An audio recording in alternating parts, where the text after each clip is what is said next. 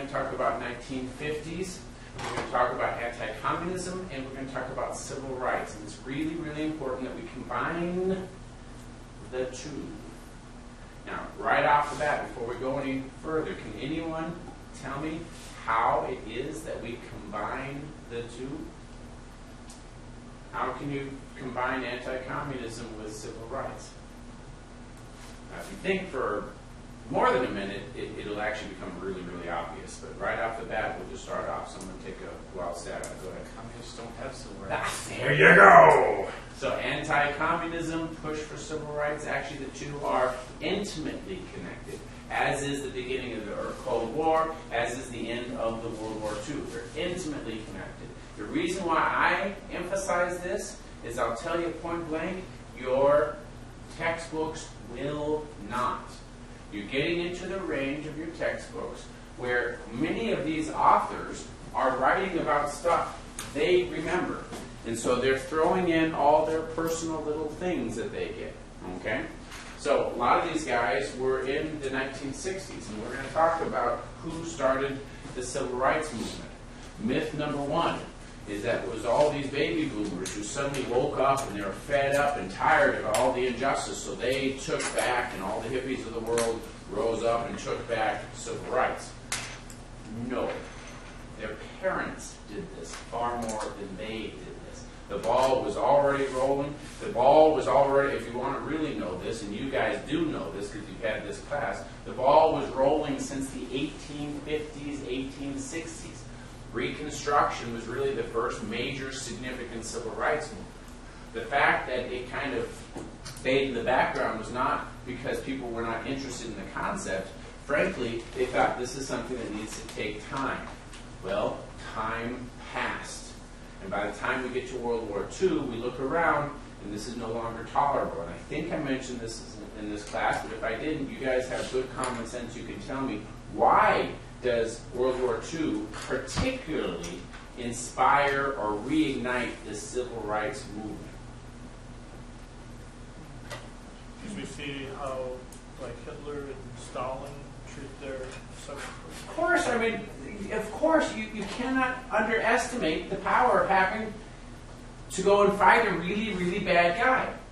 And if there's one point that you should get is the people of the World War II generation, more even than the baby boomer folks, and certainly more than people today, but definitely the people of the World War II generation know that ideas have consequences.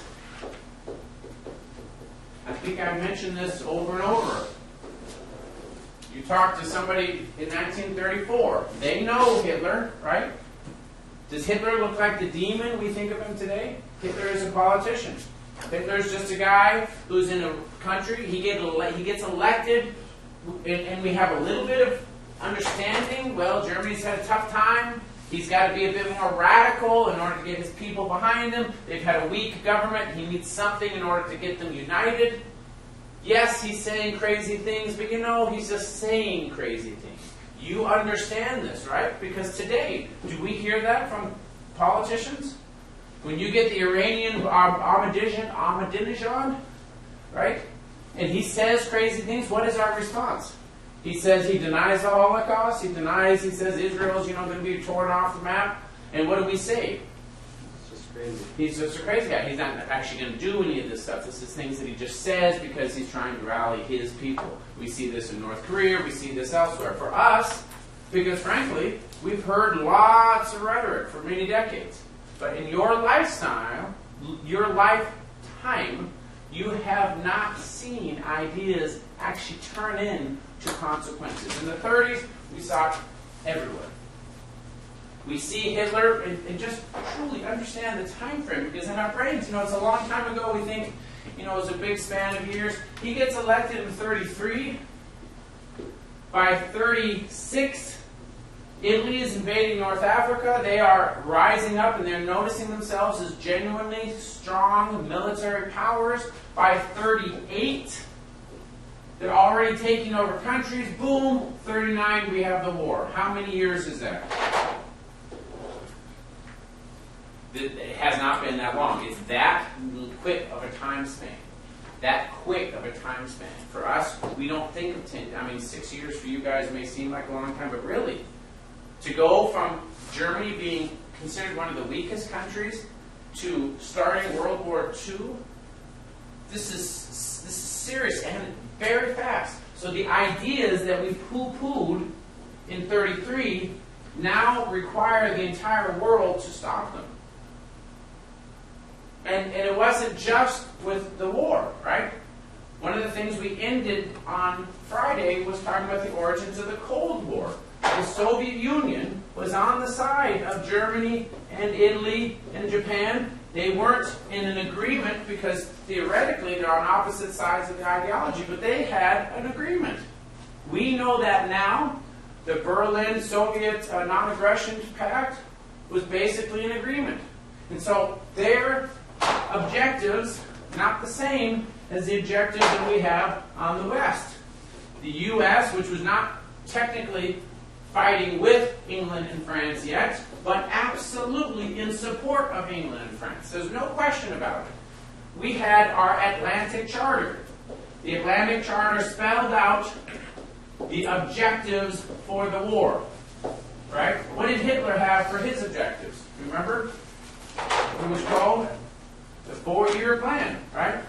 Okay? So, the 4-year plan objectives, what was the goal? Conquer the world. Take over the world, right? Okay. What was our goal? Rule of law over the world. So everyone has the peace and security to know that they don't have to have lots of weapons in order to survive. This is Wild West. I'm going to be the biggest bad guy there is. I've got the fastest 6 guns. I'm going to win everybody. And this is the sheriff.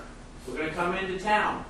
And that means that nobody really needs to worry about being able to be a fast draw because law will take over. One of the main aspects of Atlantic Charter is decolonization. Isn't this almost the exact opposite of taking over the world? Anybody who's got an empire, let's get rid of it.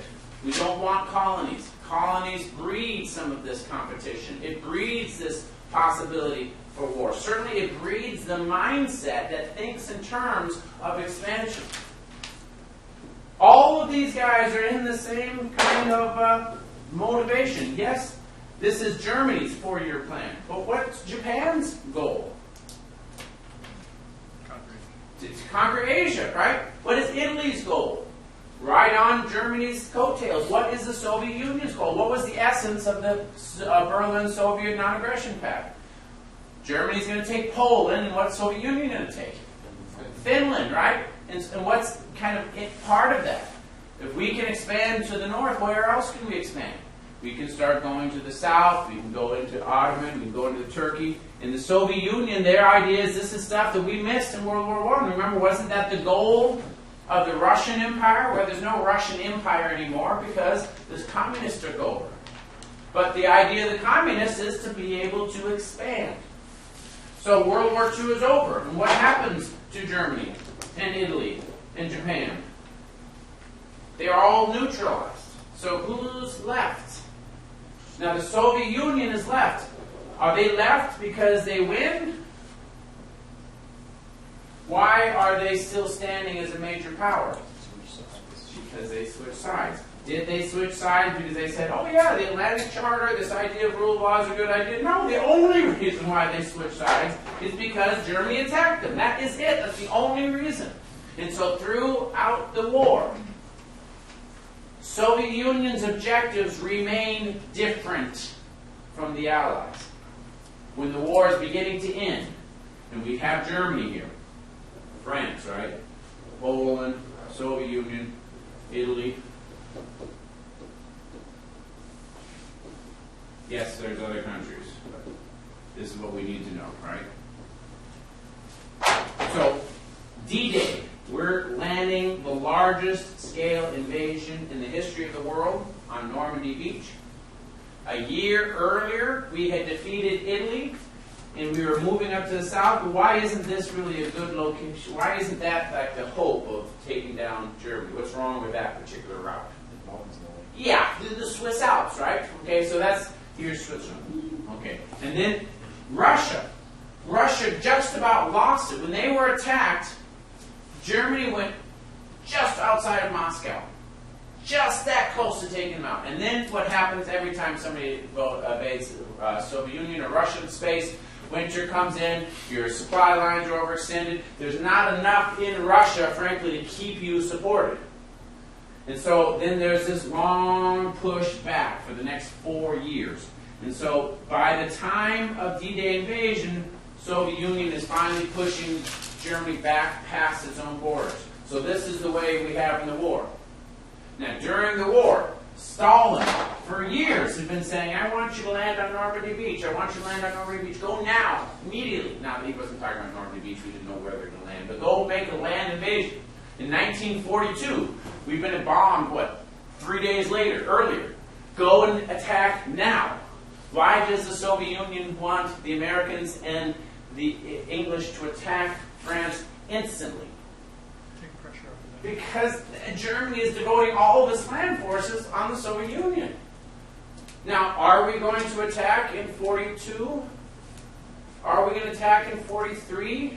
Why not? Do we not like the Soviets? This is a kind of a strategic answer. Takes time to march. This is the largest invasion from water to land in the history of the world. You don't just say, okay, let's send all of our boats and go. You have to build up. Does it take 5 months? Does it take a year? Does it take 2 years? A little bit more than 2 years? Yes, it does. About 2.5 years. You got to remember, when we were hit in Pearl Harbor, most of our Navy, half of our Navy in the Pacific, it's gone. Destroyed. Remember, there are 3 phases of the war. Can anybody remember these 3 phases? Number 1, this is for the U.S., this is when it really gets, the first phase, if you want to say, is when the United States is not involved. What is that? Germany and Japan expanding without any stop whatsoever. They're winning, okay? They're just about taking out England. They sweep over France in 30 days. Belgium, remember, 3 days. So the first part is them winning, the Axis winning. But then when we start the United States getting involved, what are the 3 main stages of the war? Defend and maintain. Say this one more time. Defend and maintain. Yes. Stop the bleeding is how I describe this. Stop the bleeding. This is not going to be in your textbook, but it's a very descriptive point. Stop the bleeding. What that means is we're going to stop expansion in the Pacific, where Japan, we're going to stop their expansion. We're going to stop expansion in North Africa, because remember the 4-year plan? Their next stage was to go down Africa to South America. So stop expansion in Africa, and then stop expansion in the Atlantic, in the Navy, so that we can actually ship our stuff, and without having to be constantly a fear. So that's our first goal. Then once this happens, and this takes most of 1.5 years, bless you, what's the next stage? Soften fronts. You what? Soften fronts. Soften. Is exactly it. Okay? And how do we do that? Bomb, bomb, bomb, bomb, bomb. We gain air superiority in Europe, and so we're able to just bomb, bomb, bomb. We don't send troops, but we're bombing all of these areas. Not so much in France, but certainly in Germany. Wherever there are industrial facilities, anything where they could be building bombs, building bridges, we blow up bridges. We make it tough for Germany to be able to communicate within itself. Bomb, bomb, bomb. We're doing the same thing in certain places in Asia, but Asia is kind of on the back burner. Our biggest threat always is going to be Nazi Germany. So we soften, soften, soften, soften. Then what's our last stage? Then you close, okay? And in this case, the close is going to be the Normandy invasion. Once Italy is defeated, then it's just Germany by itself up here. Germany, and Austria used to be part of it. That's the only real battle. And so we're going up here, we're coming up here, we're coming up here. During this 3rd phase, and Stalin is upset the whole time because he wanted this to happen immediately.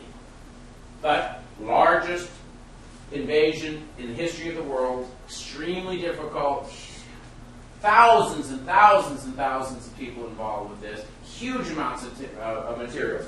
while all of these are going on, of course, we are providing the Soviets with weapons and tanks and supplies through Lend-Lease, okay? As much as we possibly could, because they're being attacked. What would happen if the Soviet Union did fall? Whether we like them or not, what would happen if they fell? War would fall to a single front. Oh, yeah, and that would be unbelievably difficult. Okay, so we don't want Soviet Union to fall, but we can't land on France. If we landed in France in 42, could you imagine the number of casualties? That could have been it for the war. I don't know if you guys have ever played Risk. Okay, you do a half-hearted attack, and you lose all your guys, boom, your guys are gone.